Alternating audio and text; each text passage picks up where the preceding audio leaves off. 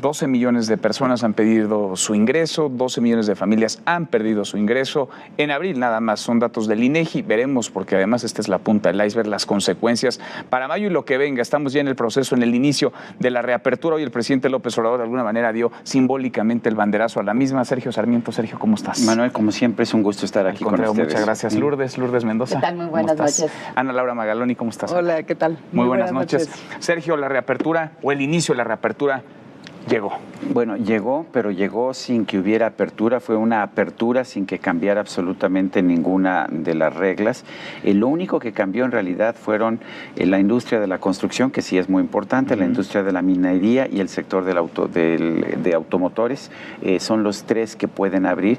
Todo lo demás sigue cerrado y además tuvimos al doctor Hugo López-Gatell un día antes advirtiendo: el que tengamos esta apertura no significa que tengamos apertura, todo sigue igual, mantenemos la sana distancia. Pero por otra parte estamos empezando a ver las consecuencias del aislamiento y lo vimos en este informe del INEGI que se dio a conocer hoy. Vale la pena señalar, estadísticamente es distinto hacer las encuestas que hacía el INEGI personalmente con anterioridad que esta telefónica, pero es alarmante que 12 millones de personas simple y sencillamente hayan desaparecido de la población económicamente activa porque están suspendidos en sus trabajos. Eso me parece realmente impresionante, pero además en todas las cifras ves un aumento de 14 millones en personas subocupadas, ves un aumento a 2 millones de personas en personas con desocupación abierta. Realmente estamos empezando a sentir los embates de la crisis económica. Sin duda, y los efectos pues ahí comienzan a aparecer, pero difíciles todavía, ¿no?, de cuantificar, de calcular. Ana Laura. Y bueno, es muy buena introducción la de Sergio, porque creo que ya no aguanta la economía. Estamos asfixiados, pero estamos en semáforo rojo en todo el país. Entonces tenemos esta enorme tensión entre cantidad de personas desempleadas. Bueno, o sea, no me puedo imaginar el drama que ha de ser estar en confinado sin trabajo. O sea, ya no aguanta la economía. Y al mismo tiempo el tope de contagios. ¿Qué haces frente a este dilema que no se ha presentado de esta manera en otras partes del mundo? Que cuando las economías reabrieron, Francia, Estados Unidos, España, todos venían ya los contagios para abajo. Nosotros estamos en el contagio punta con una economía asfixiada que no aguanta un día más de confinamiento. Y creo que ese dilema lo vamos a ver a lo largo y creo que es momento de saber que estamos ahí.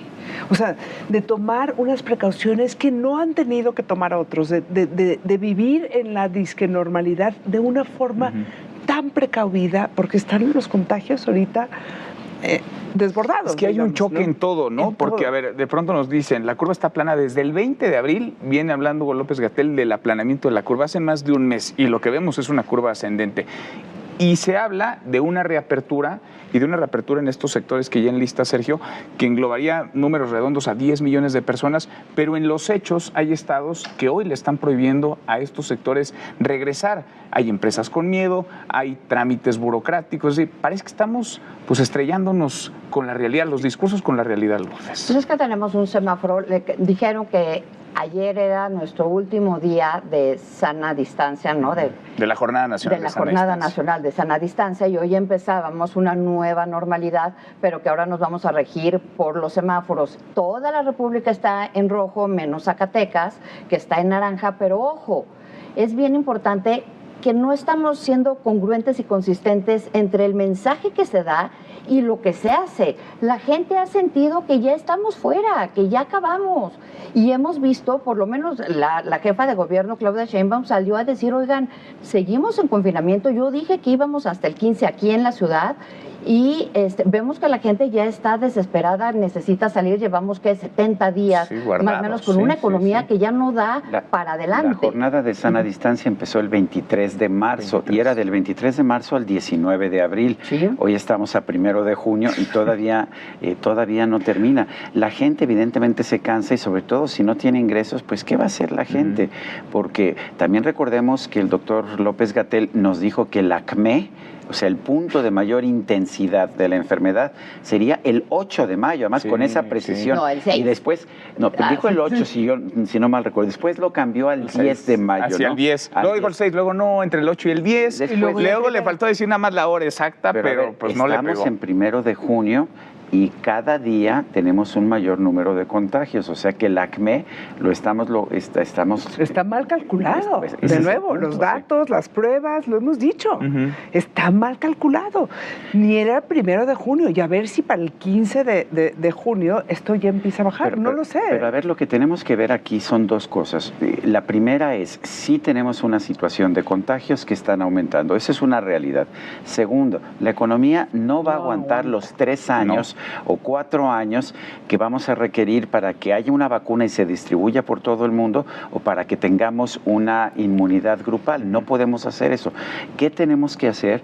Ir determinando a ver qué actividades podemos abrir y cómo las podemos abrir. ¿Y qué regiones, no? Porque aumentan los casos, claro, pero en algunos estados, en otros decrecen, en algunos la curva sí se ve más aplanada, en otros se habla de que en octubre, noviembre. A ver, estas mascarillas que traigo yo aquí, que tiene Lourdes y que tiene Ana que a Laura, partir de la semana pasada ya ayudan, ya benefician, porque antes de eso decían que no. Antes nos decían que no nos las debíamos poner, y claramente, si vemos la experiencia de otros países, sabemos que los países en que se usaron primero las mascarillas son países que tuvieron menor número de contagios. Y los países que realizaron pruebas, ¿no? Es inaudito que la COFEPRIS hoy está autorizando pruebas a 90 días o más de registrar el primer caso positivo en México. Increíble. No voy a hablar ahorita de economía. De economía, lo único que puedo decir es que lo que hicimos la semana pasada, el estudio que hizo BBV, en donde dice vamos a caer más o menos 7%, y esto significa que vamos a tener cada hora 1,300 personas en pobreza. Que lo que decía el Coneval es 10 millones de personas que no conocen el hambre, la van a conocer. Ese es el tema económico, que es gravísimo y necesitamos salir a trabajar. Del tema nada más del doctor Gatell, me tocó aventarme por gusto, porque estoy en cuarentena, ¿verdad?, de toda su comparecencia en la Jucopo. Él claramente nos dijo, no hice pruebas en la fase 1 ni en la fase 2 porque estaba ahorrando dinero, porque necesitamos ese dinero para poderle dar equipo a nuestros médicos. Y entonces aplicó el método Centinela, que luego desapareció.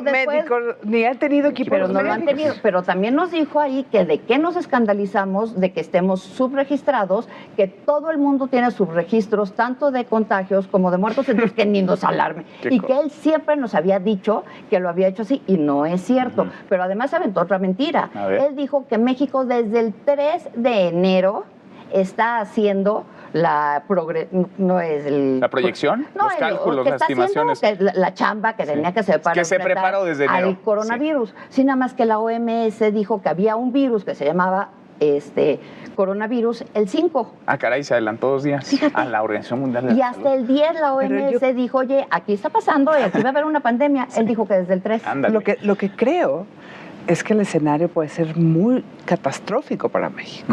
O sea, porque creo que es mucho más complicado salir del confinamiento que meterte al confinamiento. La economía está asfixiada, las tasas de contagio siguen altas.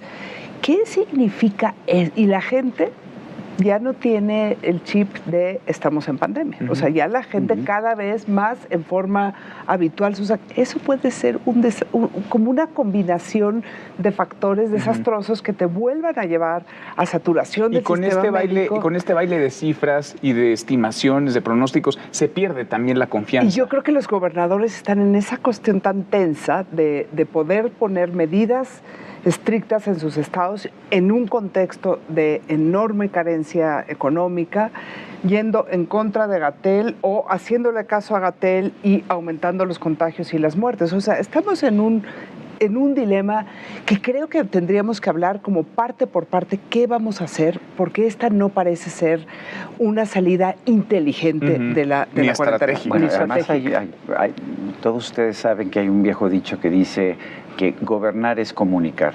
Y el problema es que estamos recibiendo comunicaciones contradictorias.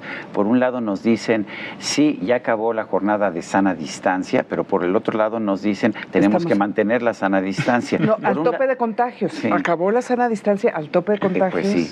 Y por un lado sale el presidente de la República a gira y sale además por carretera, y por el otro lado nos están prohibiendo tomar el Metrobús Metrobús en ciertas estaciones o nos están prohibiendo usar el automóvil privado un día a la semana. No tiene ningún sentido, son mensajes contradictorios. En esa contradicción, ¿qué tan importante es quién encabeza? Es decir, ya vimos quién nos envió al confinamiento a todos parejos a rajatabla. ¿Qué tan importante es que quien ha fallado una y otra vez en todo lo que ha tocado prácticamente, ya no nada más en temas sanitarios, sino económicos o de movilidad, incluso de seguridad, no lleve la batuta en el desconfinamiento? Porque, vaya, no somos adivinos, no tenemos pero es que como no bola mágica, pero vamos para las mismas. No tuvimos estrategia de cómo nos metieron al confinamiento, tampoco tenemos estrategia de cómo nos están sacando, porque claramente el presidente dijo, y cuídense, porque si tenemos un caso de rebrote, los voy a volver a guardar, claro. Sin agredirlos. Nada más que no hay rebrote. Estamos en medio de la pandemia. Y el para que haya rebrote tiene que terminar. Exacto, tenías que haber aplanado la curva y eso no lo hiciste. Y la gente tiene que entender que aunque podamos salir a la calle, tenemos que quitarnos esta ilusión de que vamos a regresar a la vida anterior que teníamos. No vamos a regresar a la vida anterior y la economía tampoco va a caminar tan rápido como queríamos. Veamos el caso de los países más exitosos. Noruega, por ejemplo, que tuvo un número de casos muy, muy pequeño y ha tenido un número de casos muy pequeño. ¿Cuál es el problema que te dicen las autoridades de Noruega en este momento? Bueno, que saben que si el momento en que se abra, como no hay inmunidad en ese país, pues simple y sencillamente va a haber ya no un rebrote, sino el brote va a llegar porque tiene que llegar tarde o temprano. No puedes encerrar la economía de Noruega durante 3 o 4 años, vas a tener que abrir. Pero el momento en que abras, tú sabes que el virus va a llegar, porque así son las características de la pandemia. Una de las cosas que señaló el doctor Tedros Adhanom Ghebreyesus, el director general de la OMS, cuando se declaró la pandemia, fue que no hay un precedente histórico en que se haya podido contener una pandemia. Nunca ha ocurrido. No lo hay. Ahora, se administra una pandemia. Se puede administrar, puedes hacer mil cosas. Y por eso es muy importante gestionar. A ver, yo he dicho en varias ocasiones que a mí me parece inteligente la actitud de la doctora Claudia Sheinbaum de decir, bueno, como no tenemos mediciones de pruebas, lo que sí sabemos es cuántas camas de hospital tenemos con respiradores. Bueno, esa va a ser nuestra guía, de manera que no saturemos las camas de hospital. Me parece por lo menos una decisión inteligente. Pero es que sí están saturadas, o sea, no las encuentras fácilmente.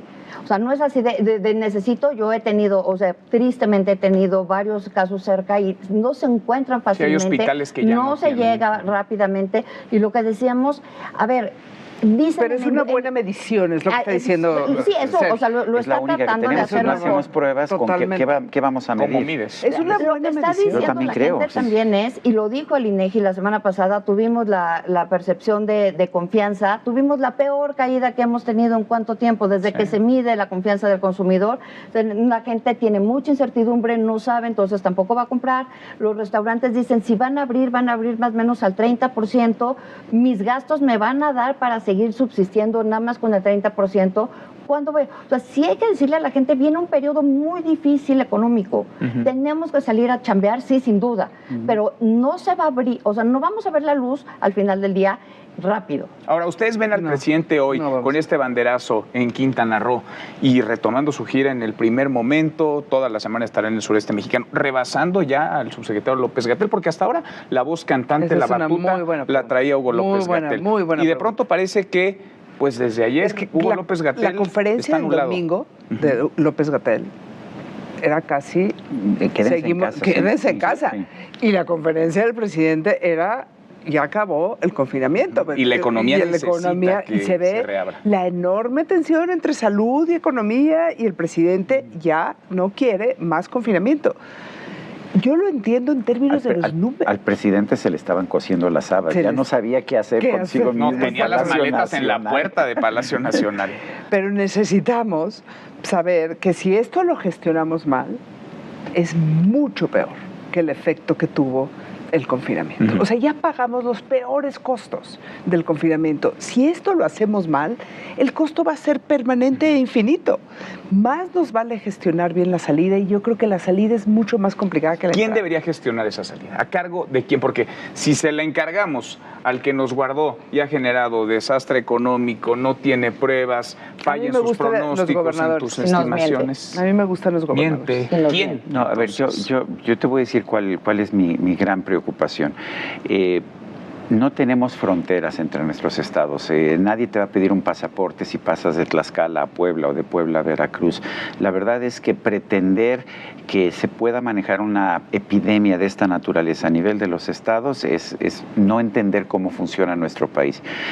A menos de que queramos poner nuevamente barreras y fronteras en las carreteras, pero yo creo que eso sería inaceptable para nuestro país. Hay una diversidad regional enorme. Sí, hay diversidad regional, pero capacidad del gobierno federal para bajar. Tiene que haber una cabeza federal, tiene que haber gente capaz que incluya, por supuesto, a gente que entienda la tragedia económica y que entienda también las dificultades de salud, pero se tienen que tomar decisiones. Claro, parte una especie de consejo, digamos, para el desconfinamiento. Para eso está el Consejo de Salubridad, ¿no? El Consejo General de Salubridad. Sí. Así se llama. Yo no creo que debe ser un órgano colegiado. Yo creo que debe ser una autoridad, alguien que ponga orden y que baje o sea, los órganos colegiados diluyen responsabilidades. Puede ser, y debaten, ¿no? Bueno, finalmente el presidente tiene que tomar las decisiones, pero las tiene que tomar sobre la base de información. Empírica. Y aquí se tiene que dar cuenta que la opinión de los científicos no es la opinión de un partido político de los tiempos porfiristas, sino la opinión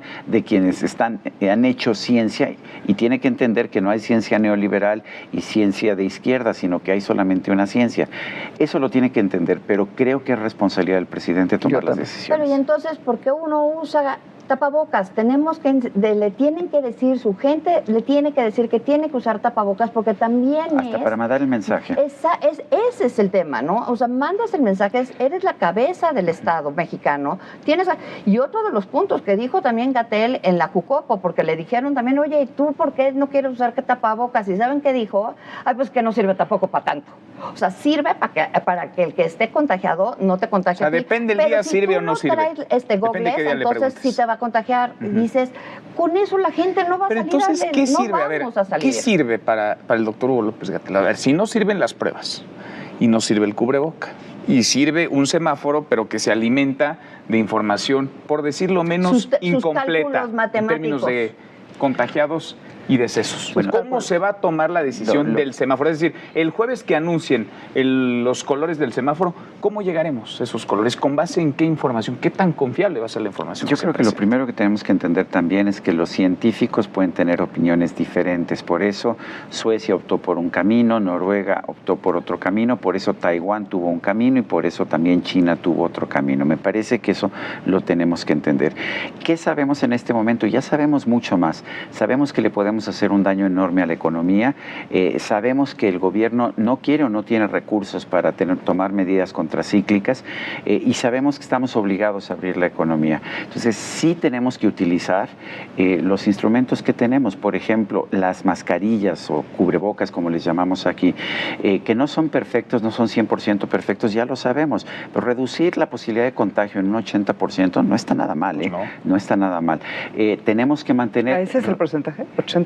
Más o menos, o sea, no hay un porcentaje definido, pero lo que te dicen es si una persona usa, si la persona que tiene el virus tiene cubrebocas y la persona que podría ser contagiado tiene cubrebocas, todo parece indicar que estamos hablando alrededor del 80 o más todavía. Y si tienes sana distancia, más.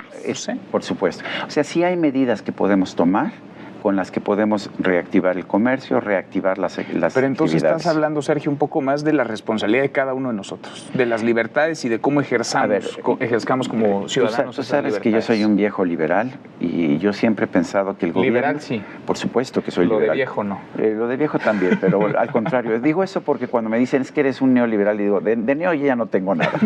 Pero viejo liberal sí soy. Y creo que los gobiernos deben tener mucho cuidado antes de restringir las libertades individuales. Si una persona se quiere dejar la barba, por ejemplo, pues eso no debería ser un problema. Hay medidas sensatas que podemos tomar y yo creo que el gobierno no se está fijando en esas medidas sensatas. Lo que no podemos seguir haciendo es tomar medidas insensatas en lo sanitario y sobre todo no podemos seguir cerrando la economía. Pero o sea, hoy tuvimos una gran noticia dentro de todo, ¿no? O sea, ya el presidente dijo, oye, las pruebas, sí hay que comprar las pruebas estas de seguimiento y demás. La COFEPRIS ya dijo adelante y los gobernadores, cada uno, no todos, pero algunos han estado haciendo ellos mismos, ¿no? Oye, pero es increíble que la COFEPRIS se haya demorado 3 meses en autorizar pruebas. Bueno, es increíble, o sea, es inaudito, es hasta criminal, cuando en otros países ya se han validado. Es criminal, Pero yo creo que era una estrategia muy planeada desde arriba. Por eso, pero es una no va a haber pruebas en México. Es una estrategia criminal, porque realmente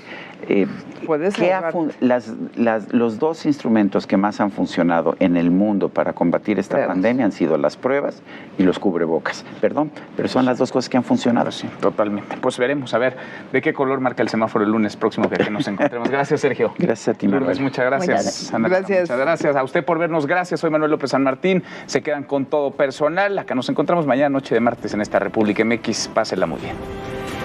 Nos vamos a